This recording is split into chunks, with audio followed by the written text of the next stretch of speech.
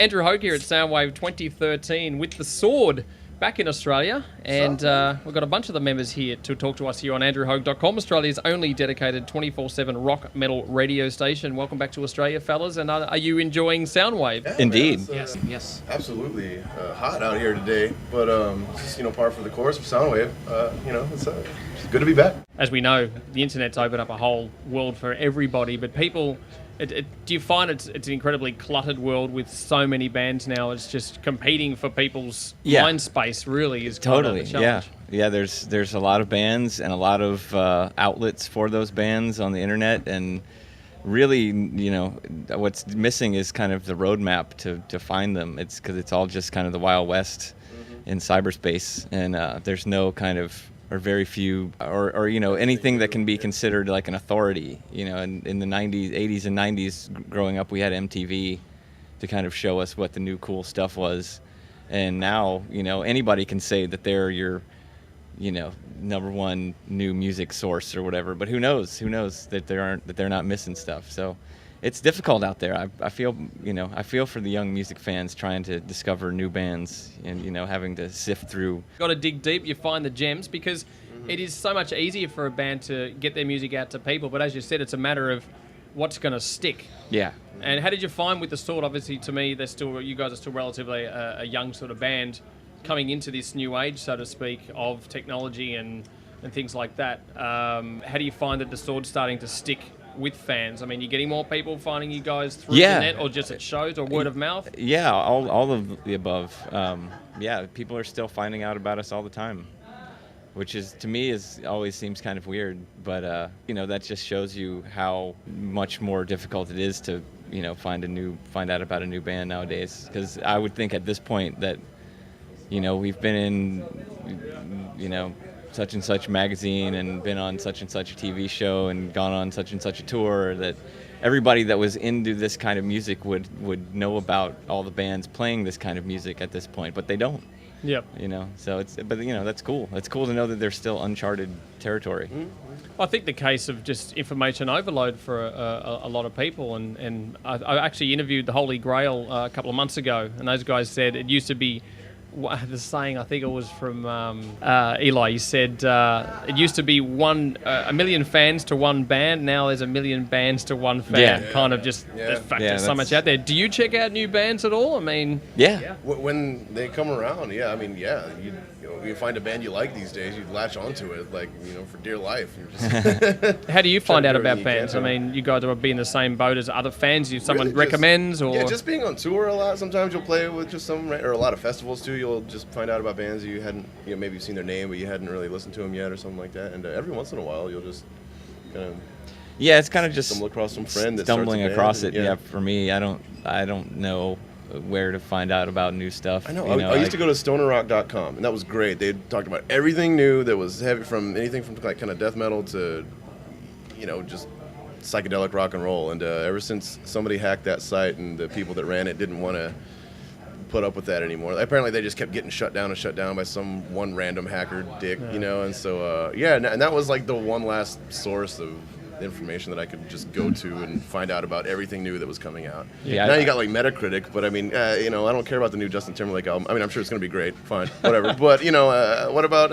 I feel pretty out of the loop most of the time. Like there'll always be bands playing, in town or something that like sell out some huge venue that I've never heard of. And they have like one record out or something, and they're huge. And I don't know how that works, but. So how do you remain inspired? Obviously not to do with new bands. I guess you're more looking at certain old school bands, especially the Sound of the Sword, certainly an ode to the 70s era of heavy rock. Checking out new bands, you just find that most of them just don't do it for you as far as... No, it's not that. There's definitely a lot of interesting stuff going on, but like you were saying, there's just so many. There's just so much. So finding something that like sticks. That you're into, that appeals to you, is a little more difficult. You kind of hit band overload at a certain point when you've got literally every Slayer record in your brain. It's kind of not a whole lot of real estate up there for brand new stuff.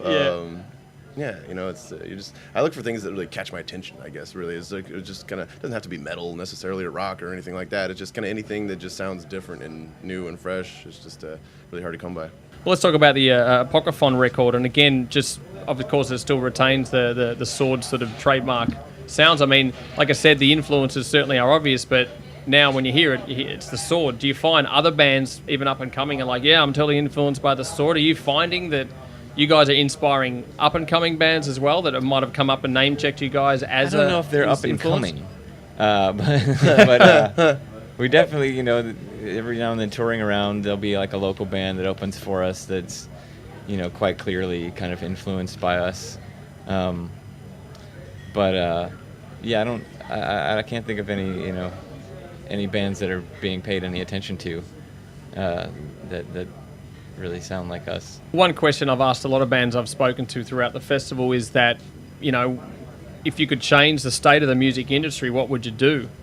Because, I mean, it's in a lot of disarray in so many areas that it's affecting... Just trim the fat. You know, there's a whole sea of people just that have these jobs that get paid all this money that they're just worthless. You know, really just trimming the fat. It hasn't kind of downsized like it needs to. I mean, and unfortunately, like the internet is just taking a lot of jobs away from people in general. But you know, that's we have to find a new way to live as humans. It really is more than, you can't just like fix the music industry and not fix everything about human society. It all kind of, you know, it's all symptoms of the same problems.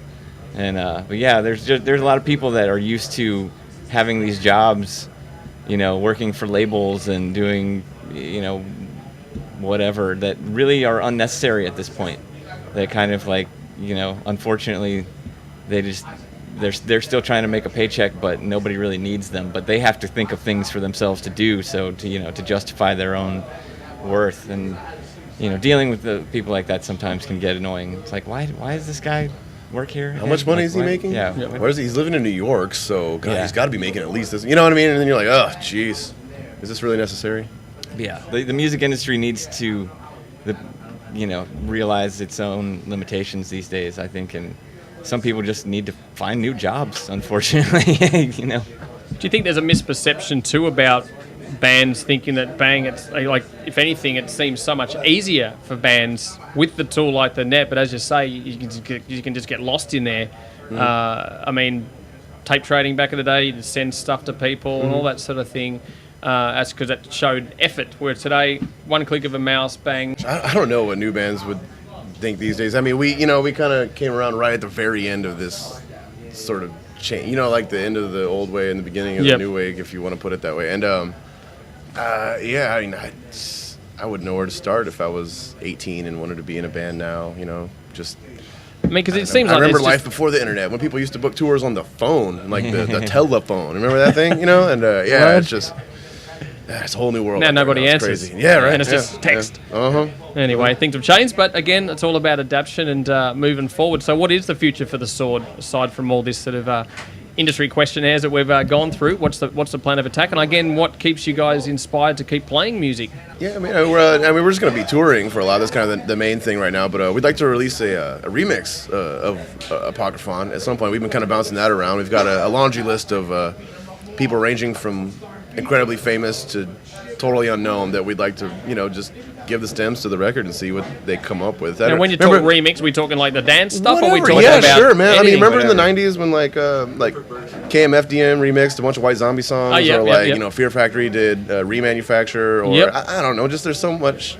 So every Nine Inch Nails record had at least, you know, 2 remix EPs just or something. Rock music these days, especially like heavier music, like I think it's become very kind of defensive and insular because it's not as mainstream as it once was, and like everybody's like so concerned about whether something's metal or not metal, and well, the subgenres is just going out of control. It's dumb, and you know, like it, you know, we grew up in a time where there were lots of festivals with all kinds of bands, and you know, MTV played all kinds of videos back to back from different kinds of bands. Yeah, I mean, like you could catch like 4 Dr. Dre videos right next to 4 Nirvana videos, and then Anthrax and Biohazard. Yeah, or you watch Headbangers Ball, you know? back in the day, and they played like Poison and Slayer and, you know, Death. Oh, it's all heavy music. Yeah. I mean, some of these bands are always trying to create their own subgenres. And there's a lot of fans now that it seems like they have the mentality, it's like, oh, well, if you don't sound just like this or look just like this, then they don't know what you are. You know, they don't know how to process it. But yeah, I mean, with they're trying to do a remix thing,